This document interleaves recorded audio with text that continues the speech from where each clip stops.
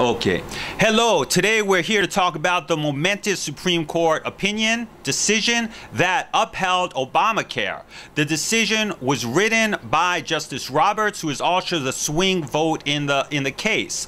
Justice Roberts has been traditionally known as a conservative justice, therefore it came as some surprise that he came out with a deciding vote that actually upheld Obama's program for national health care. Now the reason why the opinion is very significant is because the Obama camp believes that this is a victory for their camp, or at least is pronouncing it as such for expedient or political purposes, but in reality it's not so favorable for liberals or other parties that seek the expansion of powers of the federal government. It also creates some strategic problems for Obama and other liberals or people in the Democratic camp that support these type of federally mandated government programs. So what happened was Obama's lawyers wanted to have the Obamacare upheld on the basis of the Commerce Clause. Now, the Commerce Clause is the clause in the Constitution that allows the federal government to regulate commerce between the states. So at the early onset of the use of the Commerce Clause was read very narrowly, and it dealt specifically with commerce between the states. But somewhere in the mid-1800s, the Supreme Court slowly began to expand the Commerce Clause, where they said that any matters that could potentially affect interstate commerce are also covered by the Commerce Clause. So matters that are normally within states' rights, that are the province of state governments, if they could potentially affect interstate commerce, they were also held to be within the valid and legal powers of the federal government to enact laws and regulations for that control. This led to a vast expanse of federal powers and concomitantly a reduction of states' rights.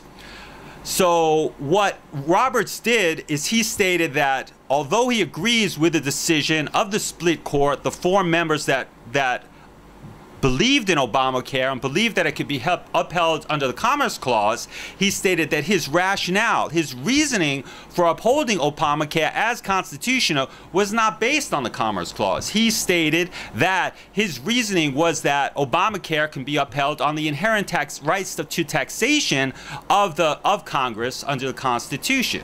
Why is this significant? This is significant because it might mean a setup, a beginning, a laying of a foundation for the whittling down or the reduction of the importance of the Commerce Clause and a reduction of federal power in future cases before the court.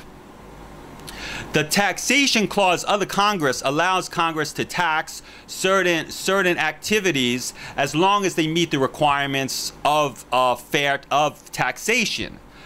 What the Commerce Clause does is it gives the Congress much broader powers of regulation than mere taxation.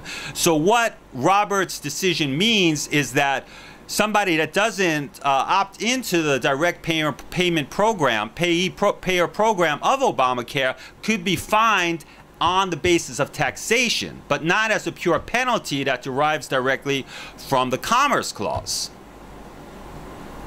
So in the short term, the Obama camp has won in that Obamacare has been held up as constitutional, but the sword swings both ways, and when this sword swings back, it means a reduction of the powers of the federal government pursuant to the Commerce Clause, which is one of the favorite clauses used by federal government expansionists to expand the power of the federal government. So this is not so good for the Democratic or liberal camp that seeks an extension or broadening of the federal powers. The second thing that the significance of Roberts' decision is that he basically said if it walks like a duck, if it quacks like a duck, it's a duck. And trying to justify this program under purely a Commerce Clause as a federal requirement and those who don't pay in to be charged a penalty, he said that's nonsense. This is a tax. And if you don't opt into the program, the penalty is a form of taxation, which he upheld as having been done historically for many, many decades now, and not at all an unusual use of taxation to discourage certain activities that are deemed undesirable.